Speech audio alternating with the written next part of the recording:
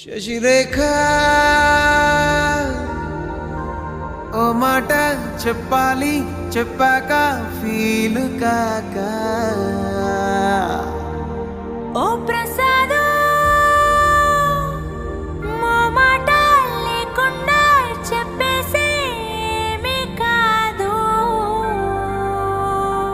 ఓ శశిరేఖ నీ చుట్టూ బిలియన్స్ నావన్నీ ఈఎంఐస్